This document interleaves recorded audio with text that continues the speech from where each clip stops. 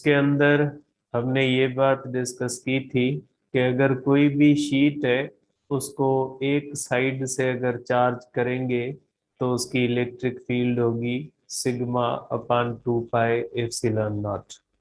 और अगर उस शीट को दोनों साइड से हम चार्ज देंगे तो उसके ऊपर उसकी इलेक्ट्रिक फील्ड जो होगी वो हो जाएगी सिग्मा अपान एप्सिलॉन नॉट। आज गासेस लॉ की बेटा आखिरी एप्लीकेशन पढ़ते हैं जिसमें हम डिस्कस करेंगे कि अगर हमारे पास दो प्लेट्स हैं और दोनों अपोजिटिवली चार्ज हैं तो उनके जो है वो बीच में इलेक्ट्रिक फील्ड किस तरह से होगी। तो आप कहोगे कि इलेक्ट्रिक फील्ड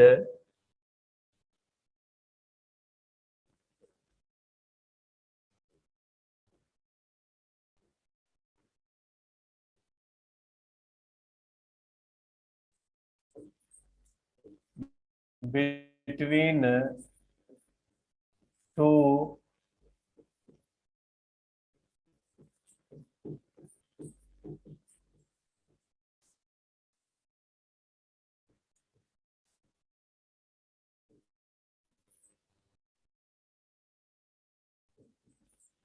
अपोजिटिवली चार्ज प्लेट्स।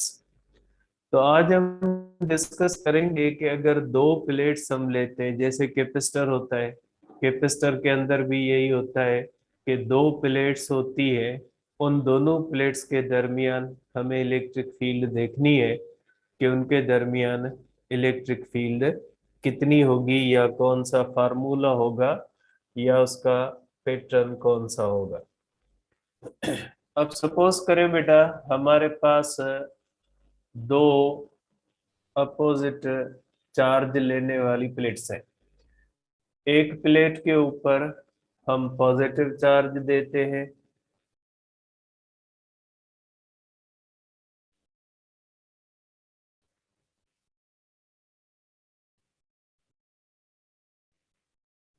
और एक प्लेट पे हम नेगेटिव चार्ज देते हैं।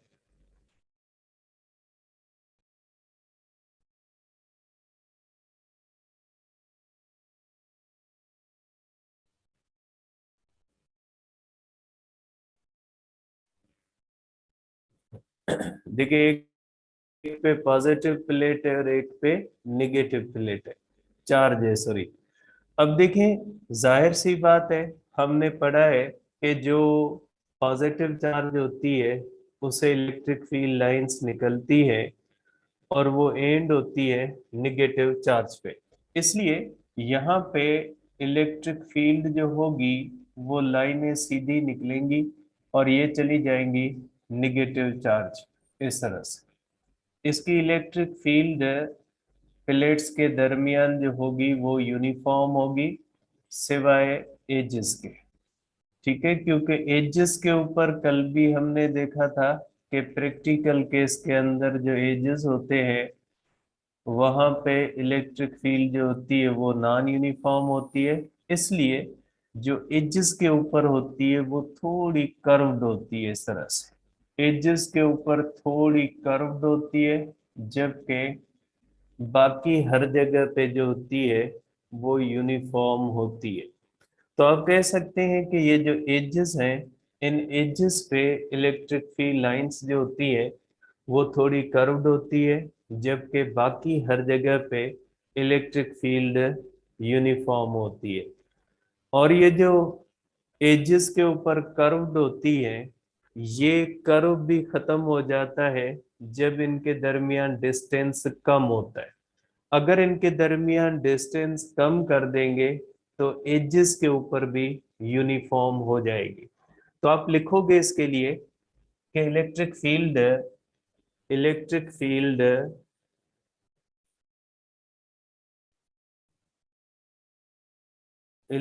Field is uniform everywhere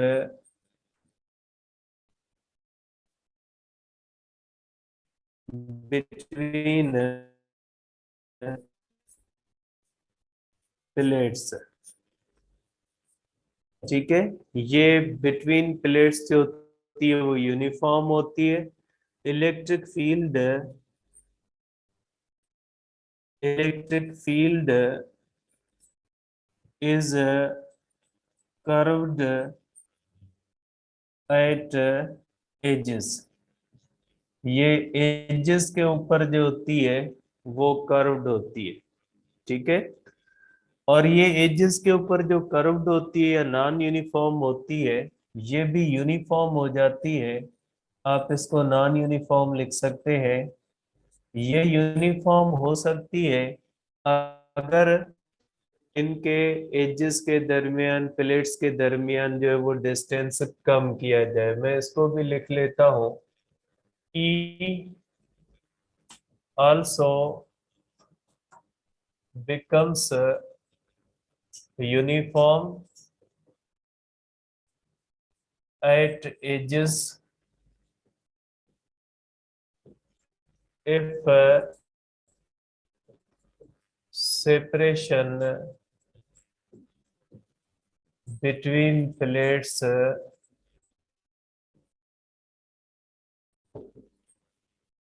becomes very small। अगर इनके दरमियान इलेक्ट्रिक फील्ड, अगर इनके दरमियान स्पेस जो होता है सेपरेशन कम कर दी जाती है, तो वो जो होती है वो यूनिफॉर्म हो जाती है। अगर डिस्टेंस ज्यादा करेंगे तो इनके दरमियान जो इलेक्ट्रिक फील्ड होगी, वो इलेक्ट्रिक फील्ड जो होगी वो नॉन यूनिफॉर्म बन जाएगी बिटवीन एजेस। अगर इनके दरमियान सेपरेशन कम करेंगे तो एजेस के ऊपर इलेक्ट्रिक फील्ड जो होगी वो यूनिफॉर्म बन जाएगी। तो आप कह सकते हैं इलेक्ट्रिक फील्ड जो होती है दो प्लेट्स के दरमियान हर जगह पे यूनिफॉर्म होती है सिवाय एजेस के। लेकिन एजेस के ऊपर भी ये यूनिफॉर्म बन जाती है अगर इनके दरमियान सेपरेशन हम कम करें तो। ठीक है, अब बेटा इसका हम करते हैं कि देखें, कोई भी हम पॉइंट पी लेते हैं, सपोज करें, इसका मतलब है कि ये हमारे पास एक पॉइंट पी है और ये हमारे पास एक पॉइंट क्यू है, ये हमारे पास एक पॉइंट आर है और ये पॉइंट एस है। ठीक है बेटा, अब ये पॉइंट मैं ओ ले लेता हूं इसके सेंटर पे बेटा। हर पॉइंट पे,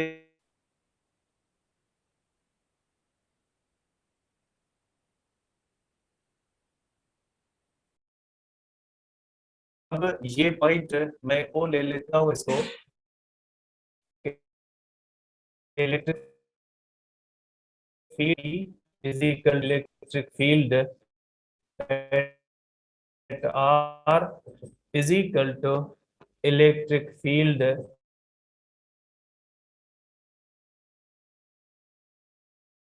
at S is equal to electric field at O is equal to electric field। इसको हम नजरअंदाज करते हैं इसलिए कि प्लेट्स जो होती है कैपेसिटर की, ये हम रूल इस्तेमाल करते हैं कैपेसिटर के अंदर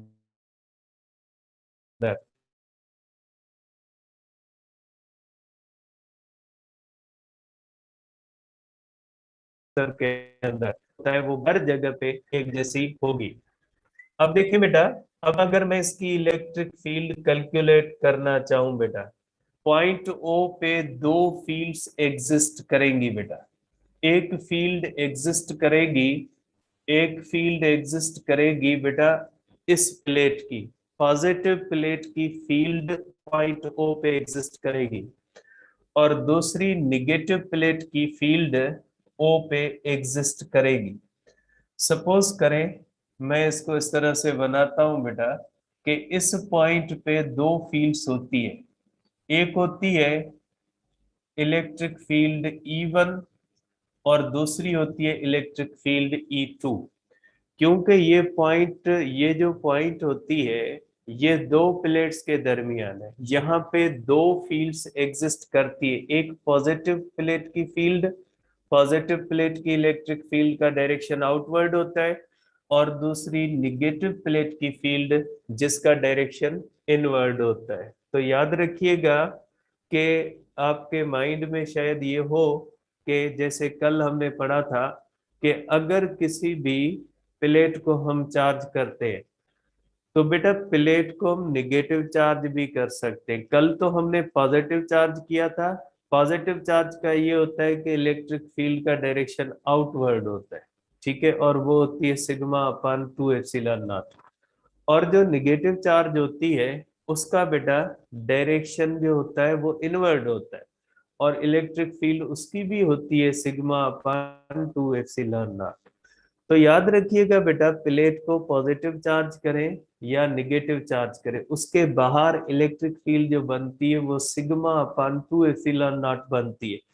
फर्क ये होता है कि अगर पॉजिटिव चार्ज करेंगे तो पॉजिटिव चार्ज अगर हम करेंगे तो उसके अंदर इलेक्ट्रिक फील्ड का डायरेक्शन आउटवर्ड होगा और निगेटिव चार्ज करेंगे तो डायरेक्शन इनवर्ड होगा।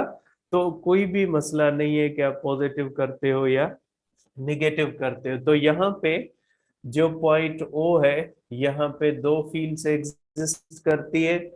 एक पॉजिटिव प्लेट की फील्ड E1 एग्जिस्ट करती है और दूसरा है वो E2 एग्जिस्ट करती है। मीन्स पॉइंट ओ पे साइमल्टेनियसली दो फील्ड्स एग्जिस्ट करती है। मैं ये लिखता हूं यहाँ पे एट पॉइंट ओ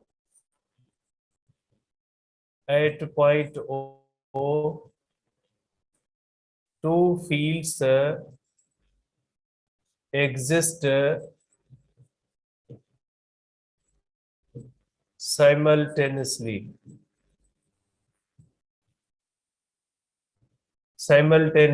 अब इसमें कौन सी होती है? E1 due to positive plate, ठीक है बेटा, दो होती है पॉजिटिव प्लेट की वजह से, और E2 due to negative plate, ठीक है। अब ये बोथ जो फील्ड्स हैं, both fields are in same direction बेटा। दोनों फील्ड्स जो होती है वो एक ही डायरेक्शन में है बेटा।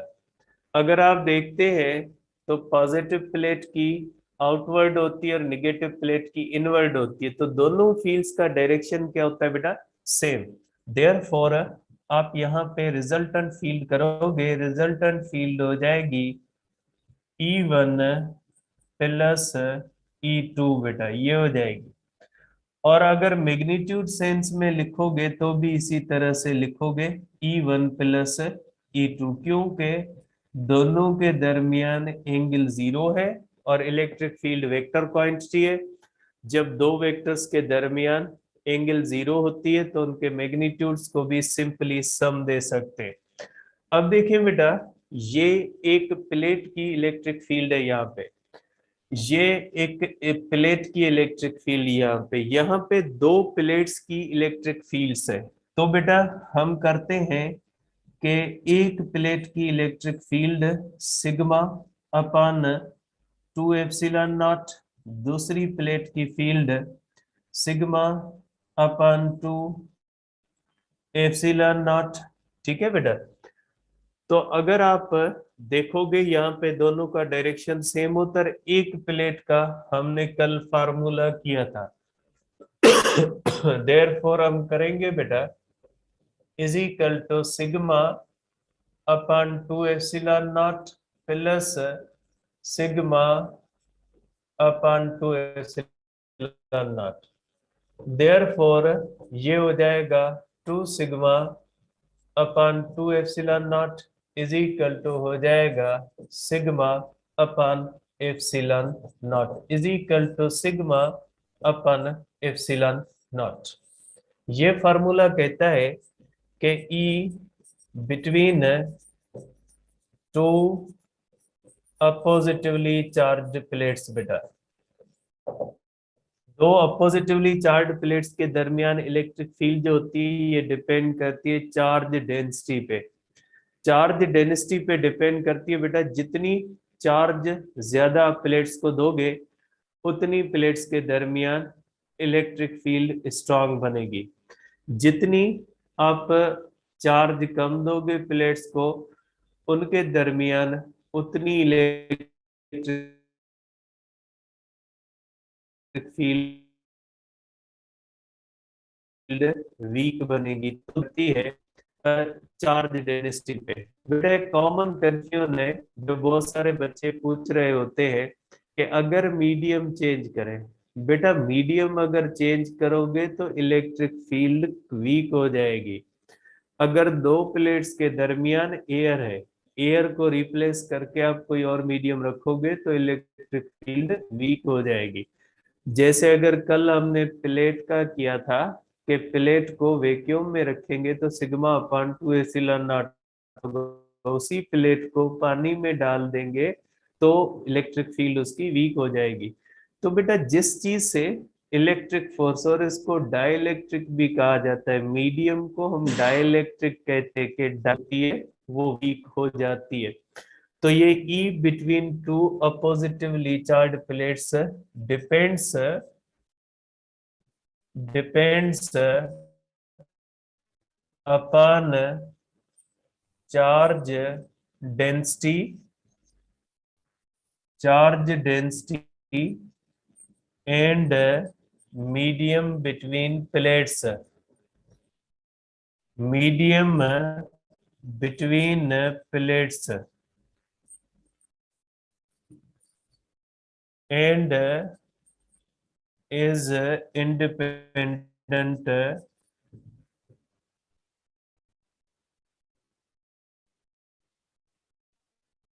ये करे पॉइंट यहां तक।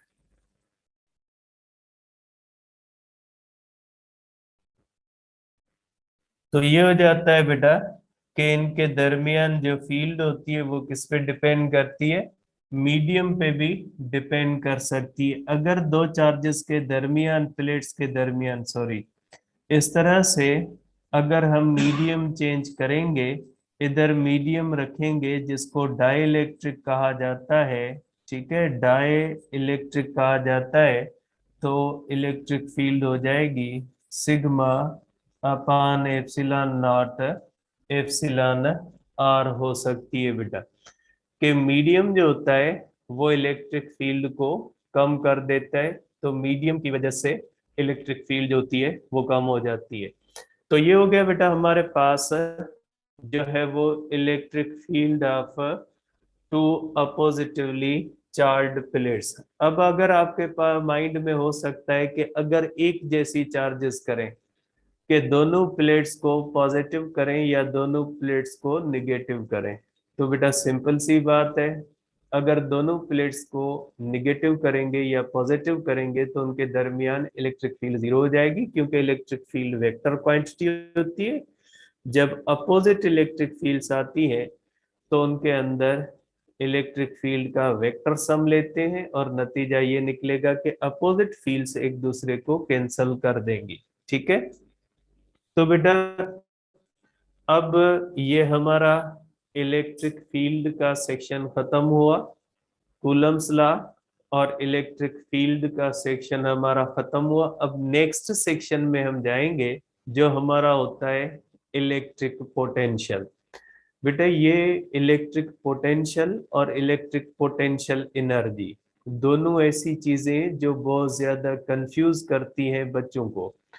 तो इसमें थोड़ा आपकी कंसंट्रेशन अगर बहाल रहेगी तो ही आप इस चीज को इजीली समझ सकते हो। और बहुत ही छोटी छोटी ऐसी चीजें इसके अंदर आएंगी जो एक जैसी होंगी। पोटेंशियल किसको कहा जाता है, पोटेंशियल एनर्जी किसको कहा जाता है, पोटेंशियल डिफरेंस क्या होता है, पोटेंशियल एनर्जी डिफरेंस क्या होता है, ये सब चीजें इंशाल्लाह हम इसके अंदर सीखेंगे। तो हम बेटा बेसिक्स करते हैं इलेक्ट्रिक पोटेंशियल की, क्योंकि इलेक्ट्रिक पोटेंशियल को समझने के लिए आपको बहुत सारी चीजें जो है वो पहले समझनी होगी, तब जाके आप इलेक्ट्रिक पोटेंशियल को इजीली समझोगे। और इलेक्ट्रिक पोटेंशियल को समझोगे तो आप 13 चैप्टर करंट समझोगे, और 14 चैप्टर भी इसी से रिलेटेड होता है। तो पोटेंशियल का जो कॉन्सेप्ट होता है बुनियादी होता है, और जितना मैंने देखा है बाकी जो है वो मुख्तलिफ सब्जेक्ट्स के अंदर भी इसका पोटेंशियल का यूज होता है। तो पोटेंशियल जो होता है इसको थोड़ा ध्यान से बेटा समझिएगा कि potential difference, potential energy difference क्या होता है बेटा। अब इसको पढ़ने से पहले मैं आपको ग्रेविटेशनल पोटेंशियल एनर्जी और ग्रेविटेशनल पोटेंशियल का कॉन्सेप्ट समझाऊंगा, उसके बाद हम डिस्कस करेंगे आगे इलेक्ट्रिक पोटेंशियल। तो बेटा यहाँ पे हम डिस्कस करते हैं बेटा ग्रेविटेशनल पोटेंशियल एनर्जी बेटा, ठीक है।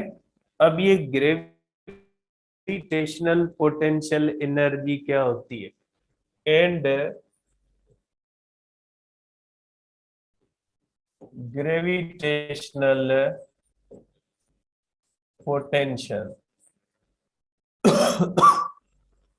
पहले इसको हम समझते हैं बेटा, ग्रेविटेशनल पोटेंशियल एनर्जी क्या होती है या ग्रेविटेशनल पोटेंशियल क्या होता है बेटा। देखिए बेटा, सपोज करें कि हमारे पास ये अर्थ है बेटा, सपोज करें ये सरफेस ऑफ ये सरफेस ऑफ अर्थ है बेटा। अब अगर इसके अर्थ के सरफेस के ऊपर बेटा एक मास मैं रखता हूं एम, सपोज करें ये एम है हमारे पास 10 किलोग्राम, ठीक है। अब ये जो 10 किलोग्राम मास है, अगर इसको मैं ऊपर उठा के जाऊंगा पॉइंट पी पे, सपोज करें मैं इसको पॉइंट, ये पॉइंट पी है, और मैं इसको लेके गया पॉइंट क्यू पे, और ये मैंने वर्क किया अगेंस्ट ग्रेविटी। आप समझे कि ये जो वर्क है ये हमने किया है, हाइट इसको हमने दी है 1 मीटर। अगर मैं 10 किलोग्राम बॉडी को 1 मीटर हाइट पे ले जाता हूं, तो आपको पता है कि इसका मतलब है कि मैंने वर्क किया है अगेंस्ट ग्रेविटी। और आपको ये भी पता है कि ये जो मेरा वर्क अगेंस्ट ग्रेविटी है ये स्टोर हो जाएगा एज अ पोटेंशियल एनर्जी, क्योंकि ग्रेविटेशनल फोर्स कंजर्वेटिव फोर्स होती है, ठीक है। और कंजर्वेटिव फोर्स के खिलाफ किया हुआ वर्क स्टोर हो जाता है एज अ पोटेंशियल एनर्जी। इसकी क्या एविडेंस स्टोर होता है एज अ पोटेंशियल एनर्जी। देखें बेटा, इसकी एविडेंस ये है कि जब आप इसको यहाँ पे छोड़ते हो तो ये वापस काइनेटिक एनर्जी गेन कर लेते। काइनेटिक एनर्जी कहाँ से आई, ये वही वर्क है जो स्टोर हो गया था, ये वापस काइनेटिक एनर्जी में आ गया है, क्योंकि ग्रेविटी कंजर्वेटिव फोर्स होती है। और कंजर्वेटिव फोर्स की प्रॉपर्टी होती है कि work done against conservative force जो होता है वो स्टोर हो जाता है एज अ पोटेंशियल एनर्जी, ठीक है। तो इसको ध्यान में रखिएगा बेटा कि work done against gravity store हो जाता है as a potential energy.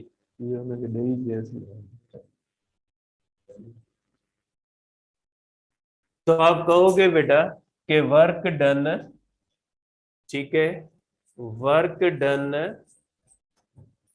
Against gravity, बेटा सिंपल सी बातें लेकिन इसकी पॉइंट्स आपको वहां पे समझने में हेल्प देंगी। Work done against gravity is stored as gravitational potential energy because gravitational because gravity is conservative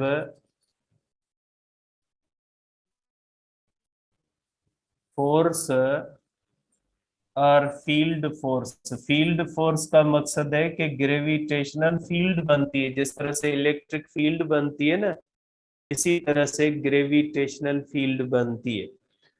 तो देखिए बेटा, देखिए फ्रिक्शन कंजर्वेटिव फोर्स नहीं है, तो work done against friction store नहीं होता है एज अ पोटेंशियल एनर्जी। आप किसी भी चीज को ग्राउंड के ऊपर इस तरह से घसीट के ले जाए, जाके छोड़े, वापस नहीं आएगी, इसलिए कि work done against friction store नहीं होता एज अ पोटेंशियल एनर्जी, इसीलिए फ्रिक्शन इज नॉट कंजर्वेटिव नहीं है। हाँ, तो फ्रिक्शन जो होती है वो कंजर्वेटिव नहीं है, इसलिए फ्रिक्शन जो होती है उसके खिलाफ किया हुआ वर्क स्टोर नहीं होता एज अ पोटेंशियल एनर्जी। ठीक है, दूसरी बात बेटा, दूसरी बात ये होती है कि आपने ये पढ़ा होगा बेटा, अब इसकी डिटेल्स तो मैं नहीं जा रहा, प्रूव नहीं कर रहा, ये 7 चैप्टर में आपने पढ़ा होगा कि आप पॉइंट पी से क्यू तक कोई भी पाथ लेके जाएं, आप कोई भी पाथ ले जाएं, ये जो वर्क डन अगेंस्ट ग्रेविटी होता है ये पाथ पे डिपेंड नहीं करता। वर्क डन अगेंस्ट ग्रेविटी सिर्फ और सिर्फ इनिशियल और फाइनल पॉइंट्स पे डिपेंड करता है, और ये डिस्टेंस पे डिपेंड नहीं करता, क्योंकि जो चीज पाथ पे डिपेंड नहीं करती वो इनिशियल और फाइनल पोजीशन पे डिपेंड करती। इनिशियल और फाइनल पोजीशन पे डिस्प्लेसमेंट डिपेंड करता है। अब हो सकता है बहुत सारे बच्चों को इस पॉइंट में कंफ्यूजन हो, तो जाहिर सी बात है चैप्टर 7 को मैं यहाँ पे प्रूव तो नहीं करूंगा, मैं सिर्फ उसकी मेन पॉइंट्स लिखता हूं ताकि वो आपके माइंड में रहे, उसी की बुनियाद पे आगे हमने चलना है। तो ये होता है कि work done against gravity, work done against gravity, work done against gravity does not depends, does not depends upon path, does not depends upon path means distance, path का मकसद ही होता है डिस्टेंस। ठीक है, work done against gravity does not depends upon path, work done against gravity, work done against gravity depends upon initial and final points,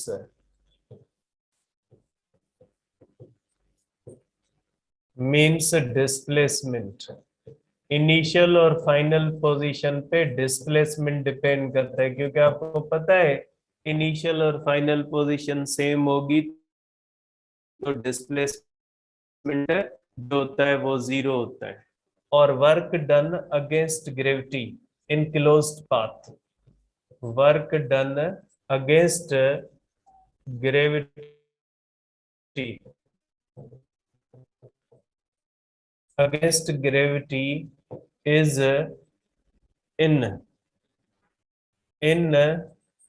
closed path, closed path, closed path का मकसद है displacement zero is zero, क्योंकि बेटा work done closed path का मकसद होता है कि फॉर एग्जांपल आप बॉडी को इस तरह से लेके गए और इस तरह से लेके वापस आए, जिस जगह से आपने बॉडी इस तरह से लेके गया इस तरह वापस ले गई, ये क्लोज्ड पाथ है। इस तरह से लेके वापस यहीं पे आया, इसको क्लोज्ड पाथ कहा जाता है। जहां से स्टार्ट करें वहीं पे वापस ले आए तो उसको क्लोज्ड पाथ कहा जाता है। तो ये बेटा दो तीन मेजर चीजें जो मैंने ग्रेविटी के खिलाफ वर्क के बारे में लिखी है। तो वर्क डन अगेंस्ट ग्रेविटी जो होता है बेटा वो स्टोर होता है एज अ पोटेंशियल एनर्जी, क्योंकि ग्रेविटी जो होती है वो ग्रेविटी जो है ये एक कंजर्वेटिव फोर्स है। और work done against gravity path पे डिपेंड नहीं करता, क्योंकि work done against gravity distance पे डिपेंड नहीं करता, डिस्प्लेसमेंट पे डिपेंड करता है। और डिस्प्लेसमेंट पे डिपेंड करने का मकसद है इनिशियल और फाइनल पोजीशन पे डिपेंड करता है। और वर्क डन अगेंस्ट ग्रेविटी जो होता है वो क्लोज्ड पाथ के अंदर जो होता है वो 0 होता है। अब बेटा देखें, ये work done against gravity, work जो होता है बेटा work is equal to potential energy. बेटा जितना वर्क होगा वो क्या हो जाएगा, इसकी पोटेंशियल एनर्जी होगी। तो आप कह सकते हैं कि potential energy installed is equal to work done. ठीक है, और ये पोटेंशियल एनर्जी हो जाएगी बेटा mgh। मास है बेटा 10, जी रख लें 10, height 1 is equal to 100 joule. ठीक है बेटा, तो याद रखिएगा कि अगर 10 किलोग्राम बॉडी को 1 मीटर हाइट पे हम ले जाएंगे तो हमारा जो पोटेंशियल एनर्जी होगी वो कितनी हो जाएगी, पोटेंशियल एनर्जी हो जाएगी वर्क के बराबर। और इसका यूनिट कौन सा, ये पॉइंट बहुत ही इंपॉर्टेंट है, इसको माइंड में रखिएगा कि जब हम किसी भी कंजर्वेटिव फोर्स के खिलाफ वर्क करते हैं तो हमारा वर्क जो होता है वो किसमें स्टोर हो जाता है, पोटेंशियल एनर्जी के अंदर स्टोर्ड होता है। मींस पोटेंशियल एनर्जी जो होती है वो वर्क के बराबर होती है। और इसकी क्या गवाही है कि वर्क पोटेंशियल एनर्जी में जाता है, उसका मैंने आपको बताया है कि जब आप इसको छोड़ोगे तो ये खुद वापस आ जाएगा। इसका मकसद है ये हमारे पास वर्क जो है वो स्टोर हो गया एज अ पोटेंशियल एनर्जी, तभी जब हमने उसको बॉडी को फ्री छोड़ा तो बॉडी ने काइनेटिक एनर्जी गेन कर ली। तो बॉडी के काइनेटिक एनर्जी गेन करने का मतलब ही यही है कि पहले वाला हमारा जो वर्क है वो स्टोर हो चुका है, जो हमें वापस मिल रहा है। कंजर्वेटिव का मकसद ही ये होता है कि जिसके अंदर आपकी कोई चीज वेस्ट न जाए। वर्क डन अगेंस्ट ग्रेविटी आपका वेस्ट नहीं जाता, वो आपको अदर फॉर्म्स ऑफ एनर्जी के अंदर वापस मिल जाता है। जबकि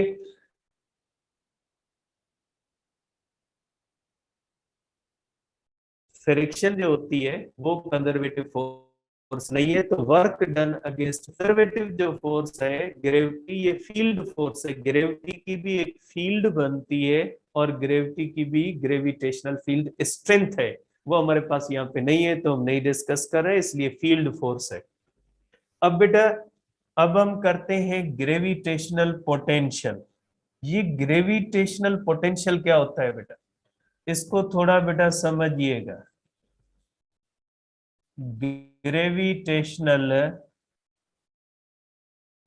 ग्रेविटेशनल पोटेंशियल, ग्रेविटेशनल पोटेंशियल का मकसद होता है बेटा potential energy per unit mass या work per unit mass, work per unit mass. ठीक है, अब आप इसकी पहले वैल्यू निकालें फिर कॉन्सेप्ट डिस्कस करते हैं। बेटा 10 किलोग्राम के अंदर कितनी एनर्जी आई, 100 जूल अपॉन 10 किलोग्राम।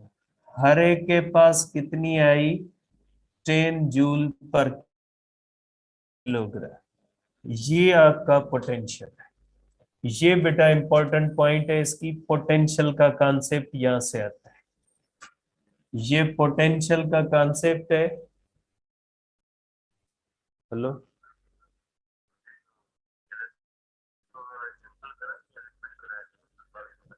हाँ वो ही कराएंगे।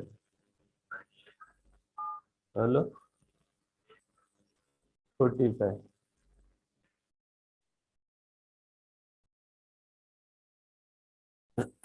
तो आप इसको इस तरह से कह सकते हैं बेटा, ग्रेविटेशनल पोटेंशियल एनर्जी कितनी है, पोटेंशियल एनर्जी होती है वर्क के बराबर। ठीक है, जितना आप वर्क करोगे वो स्टोर होगा as a potential. Means 10 kilogram के पास आपने 100 जूल वर्क किया, वो उसकी पोटेंशियल एनर्जी। आपने 10 किलोग्राम के ऊपर 100 जूल वर्क किया, वो 100 जूल उसकी कितनी हो गई, पोटेंशियल एनर्जी। अब हर किलोग्राम के पास कितना आया, वो हो गया potential. Potential energy per unit kilogram के 100 जूल मिला 10 किलोग्राम को, 100 जूल वर्क हुआ 10 किलोग्राम के ऊपर, वो हो गई पोटेंशियल एनर्जी। क्योंकि potential energy is equal to the work done. Work 100 joule हुआ, पोटेंशियल एनर्जी 100 जूल हुई। ठीक।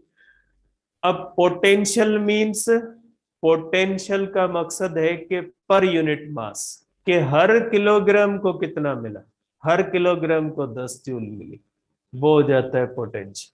सिंपल सा डिफरेंस है कि टोटल वर्क पोटेंशियल एनर्जी, हर यूनिट मास पे कितना वर्क हुआ वो पोटेंशियल। फॉर एग्जांपल, एक क्लास के अंदर 10 बच्चे हैं, हमने उनको 100 पेंसिल्स दी, तो जो पूरे क्लास को पेंसिल्स दी, आप समझे वो पोटेंशियल एनर्जी। एक एक बच्चे को कितनी मिली, 10 10 पेंसिल्स मिली, वो हो गया पोटेंशियल।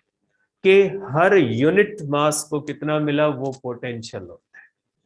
100 जूल वर्क हुआ 10 किलोग्राम के ऊपर, तो 10 किलोग्राम के ऊपर जो 100 जूल वर्क हुआ, वो हुआ उसका पोटेंशियल एनर्जी। क्योंकि potential energy is equal to work done. और ग्रेविटेशनल पोटेंशियल का मकसद है potential energy per unit mass या वर्क पर यूनिट मास, के हर किलोग्राम को कितना मिला, वो हो जाता है पोटेंशियल। तो पोटेंशियल और पोटेंशियल एनर्जी में स्लाइट डिफरेंस है। Potential energy is equal to the work, potential is equal to the work per unit mass. इसका यूनिट जूल है, इसका जूल पर किलोग्राम, के एक किलोग्राम को कितना मिला, एक किलोग्राम को जितनी पोटेंशियल एनर्जी मिली वो पोटेंशियल कहलाती है। टोटल पूरी बॉडी को जितनी मिली वो पोटेंशियल एनर्जी कहलाती है। थोड़ा सा स्लाइट डिफरेंस है। तो याद रखिएगा कि जो कंजर्वेटिव फोर्स होती है, कंजर्वेटिव फोर्स जो होती है उसके खिलाफ किया हुआ वर्क स्टोर हो जाता है एज अ पोटेंशियल एनर्जी। ठीक है। अब इलेक्ट्रिक पोटेंशियल एनर्जी कल